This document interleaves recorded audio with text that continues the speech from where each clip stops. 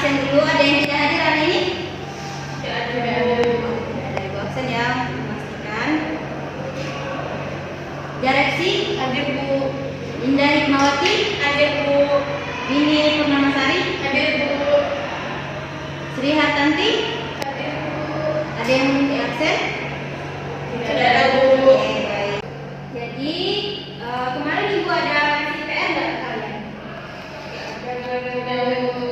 Oke, baiklah. Nah, udah tahu nggak kita hari ini bakal ngebahas apa?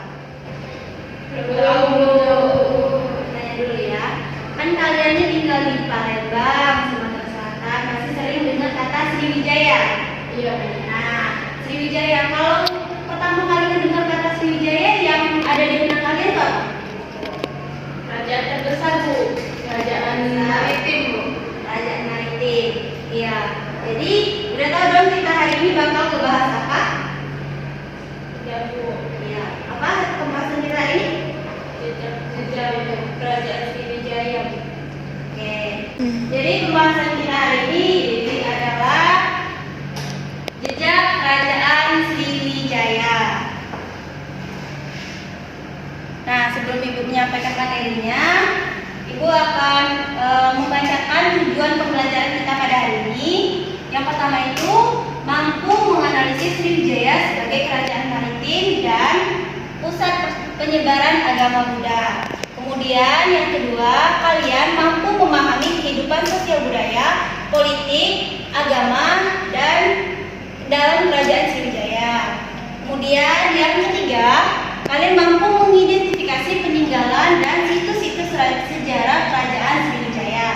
Kemudian yang keempat, karena kita tinggal di Sumatera Selatan, yaitu Palembang, jadi kalian mampu menganalisis berbagai peninggalan kerajaan Sriwijaya yang ada di Palembang. Nah, ini adalah gambar peta. Ada yang tahu nggak ini gambar peta apa? Ada yang tahu? Wilayah kekuasaan Sriwijaya Bu. Ya, benar Indah. Ini adalah peta kekuasaan wilayah kerajaan Sriwijaya. Nah, ini nih mereka Sriwijaya itu tidak hanya menguasai di Indonesia, tapi bahkan sampai ke luar negeri. Nah, dari sebanyaknya wilayah yang di kekuasaan kerajaan Sriwijaya itu pasti ada pusat atau ibu kotanya. Ada yang tahu pusatnya di mana? Di Palembang Bu. Nah, benar, pusatnya ada di Palembang. Dari peta yang Ibu perlihatkan di PPT ini, coba salah satu dari kalian maju dan tunjuk kira-kira Palembang itu ada di sebelah mana. Mungkin, nah, serius nanti.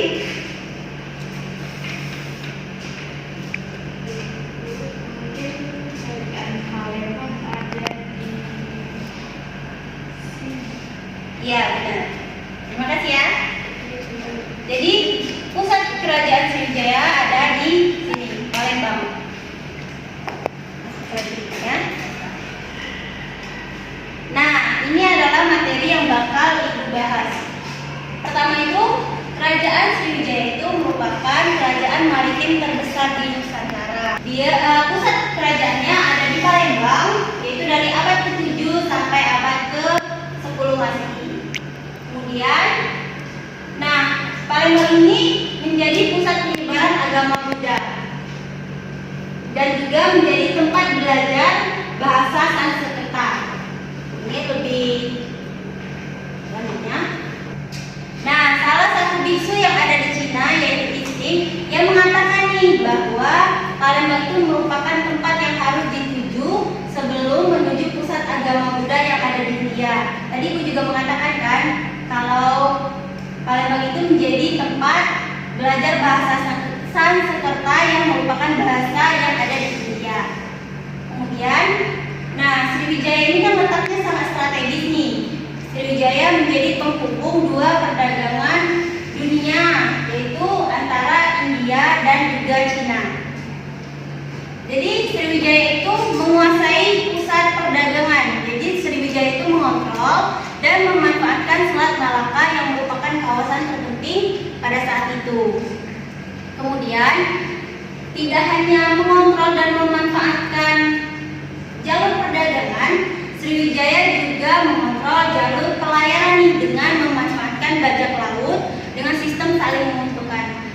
saling menguntungkan yang bagaimana? Nah, sistem saling menguntungkan ini adalah Sriwijaya memberikan upeti kepada bajak laut sebagai cukai. Kemudian masuk ke materi berikutnya. Nah, karena Sriwijaya ini menjadi penghubung antara dua wilayah perdagangan dunia, jadi Sriwijaya ini menjalin hubungan dengan Cina yang menempatkan Sriwijaya ini mendapat posisi istimewa di Cina dengan status perniagaan istimewa. Sejauh ini ada yang ingin ditanyakan? Belum, Bu. Tidak ada? Tidak ada, Bu. Oke, baik, kita lanjut ya. Nah, ini adalah peta situs-situs kerajaan Sriwijaya yang ada di Palembang. Bisa anak-anak perhatikan situsnya.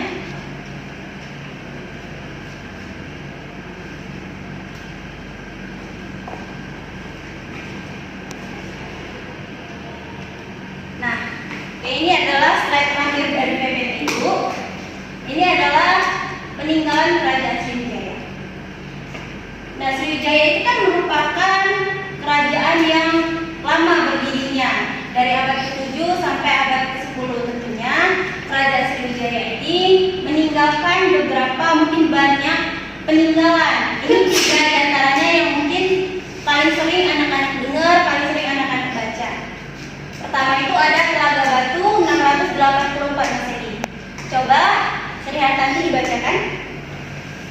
Itu merupakan Telaga Batu, nama-nama dari pejabat pemerintah dan kutukan-kutukan. Oke, benar. Jadi prasasti Telaga Batu ini adalah artinya prasasti nama-nama pejabat pemerintah dan kutukan-kutukan. Kemudian yang kedua boleh direvisi. Yang kedua, prasasti Kedukan Bukit 622 Masehi, yaitu perjalanan Datuk Hyang dan mendirikan Wanua Sriwijaya. Ya, benar. Jadi ini adalah prasasti perjalanan Datuk Hyang dan mendirikan Wanua Sriwijaya. Yang ketiga, ini bisa dibacakan. Yang ketiga ada Talanggubo pada tahun 684 Masehi, yaitu pendiri Taman Trigestra sebagai hadiah kepada rakyatnya. Iya. Jadi yang ketiga adalah prasasti Talanggubo 684 Masehi. Ini adalah prasasti pendiri Taman Trigestra sebagai hadiah kepada rakyatnya. Nah, sejauh materi yang udah Ibu jelasin, kira-kira ada pertanyaan nggak? Tidak ada, Bu. Oke, karena tidak ada pertanyaan, jadi Ibu akan membagi kalian menjadi 2 kelompok. Kelompok pertama itu ada Direksi dan Dinda, kelompok kedua ada Dini dan Sri Hartanti. Nah, tugasnya itu silahkan kalian download aplikasi Canva. Kalau yang sudah ada, silahkan dibuka aplikasinya. Tugas kalian itu adalah membuat infografis tentang materi yang sudah Ibu jelaskan tadi. Jadi materinya adalah jejak-jejak kerajaan Sriwijaya. Kira-kira waktunya kalian mau berapa? Kita sepakati waktu. 10 menit, 15 menit, 10 menit ya. Oke. Karena kita sudah sepakat waktunya 10 menit, jadi silakan kerjakan tugasnya. Ibu tunggu 10 menit.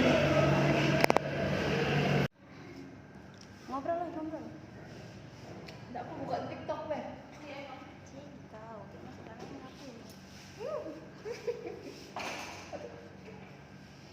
Tawa dong.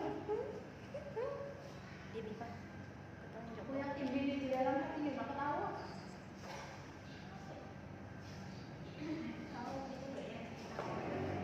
Boleh kan? Dia? Boleh.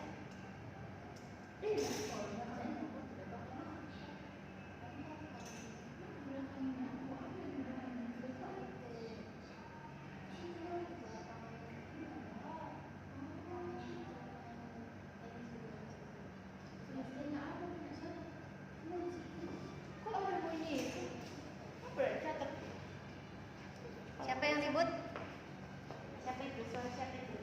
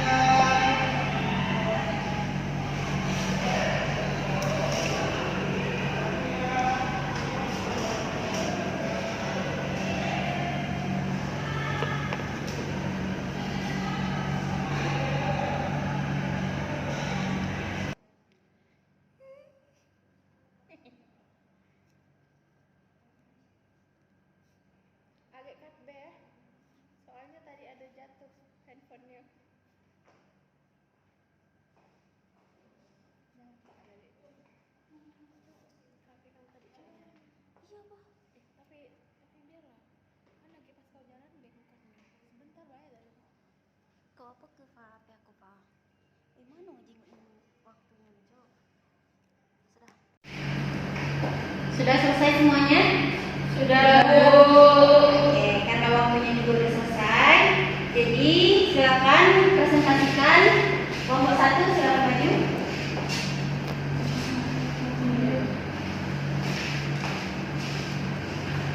Baik, di sini Bu, saya dari program kelompok 1 ingin mempresentasikan hasil tugas kami, di mana di sini bisa dilihat. Nah, di sini judul kami Kekuatan Laut Sriwijaya. Nah, di sini kami memakai animasi-animasi yang terkait dengan Sriwijaya. Di sini ada peta dari pusat yang sudah ditunjukkan oleh Ibu Guru juga animasi. Dan di sini kita memakai warna biru dan juga tulisannya warna hitam. Bisa dilihat. Mungkin itu saja Bu presentasi dari kelompok 1. Terima kasih. Oke, baik. Terima kasih untuk kelompok 1. Bagus. Infografisnya, tepuk tangan dulu dong. Nah, kita lanjut ke kelompok 2. Silakan kelompok 2 presentasikan. Nah, di sini saya ingin mewakili kelompok 2 mempresentasikan mengenai proyek kanva kami. Di sini kami mengambil tema warna kuning kecoklatan, yaitu dengan tema Kerajaan Sriwijaya. Kemudian kami juga menambahkan animasi-animasi seperti animasi Raja Dapur Tahya, kemudian ada candi, dan juga ada gambar-gambar lainnya yang kami sertakan di dalam sini untuk menambah kebagusan dan kreatifan kami dalam membuat animasi kanva. Mungkin itu saja Bu yang dapat saya presentasikan.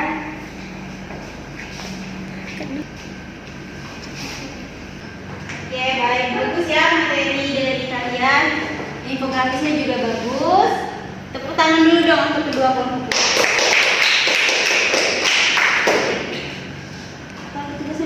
Nah, dari hasil presentasi kalian tadi, dari infografis yang kalian buat, Ibu rasa kalian udah paham nih sama materi yang Ibu jelasin tadi. Nah, untuk berikutnya Ibu bakal ngasih soal evaluasi ke kalian. Langsung, siapa yang bisa langsung angkat tangan ya. Nah, ini soalnya yang pertama, dengarkan baik-baik ya. Mengapa Kerajaan Sriwijaya disebut sebagai kerajaan maritim di Indonesia? Coba tunjuk tangan. Silakan, Dinda. Itu dijawab Bu. Jadi salah satu alasan mengapa Sriwijaya disebut kerajaan maritim itu karena pengaruh dari letak geografis dekat Laut Selat Malaka yang menjadi jalur perdagangan strategis di Asia Tenggara, bahkan menjadi jalur lintas perdagangan antara Cina, India, dan negara-negara lain. Itu saja Bu jawaban dari saya. Oke, terima kasih. Bagus ya jawabannya. Nah, yang untuk soal nomor 2 nih. Benar kan?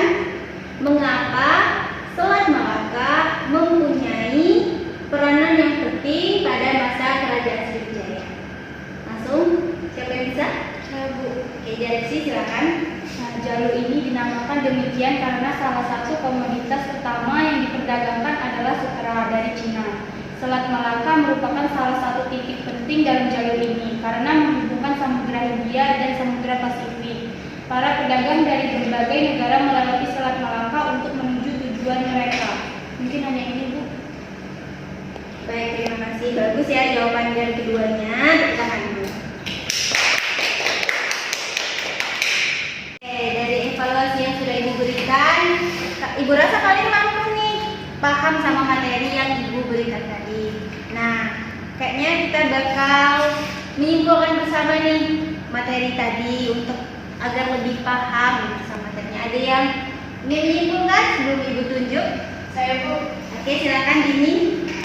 Jadi setelah kita mempelajari pelajaran tadi mengenai Kerajaan Sriwijaya, Kerajaan Sriwijaya itu berpusat di Palembang dari abad ke-7 hingga abad ke-10. Sriwijaya menjadi penguasa dalam dan perdagangan. Sriwijaya memiliki banyak peninggalan di Palembang seperti Prasasti Talang Tuo, Prasasti Telaga Batu, dan Prasasti Kedukan Bukit. Mungkin itu saja, Bu. Oke, bagus ya kesimpulan dari Dini. Nah, jadi Kerajaan Sriwijaya itu merupakan kerajaan maritim pertama di Asia Tenggara yang mana pusatnya ada di Palembang. Nah, karena letaknya yang sangat strategis, jadi Kerajaan Sriwijaya itu menjadi penguasa dan mengontrol, kemudian memanfaatkan Selat Malaka dan bajak laut dalam jalur pelayaran dan perdagangannya. Jadi Sriwijaya karena berdirinya mereka dari abad ke-7 sampai abad ke-10 cukup lama ya. Jadi mereka tentunya memiliki banyak sekali peninggalan-peninggalan yang tersebar di wilayah kekuasaan mereka.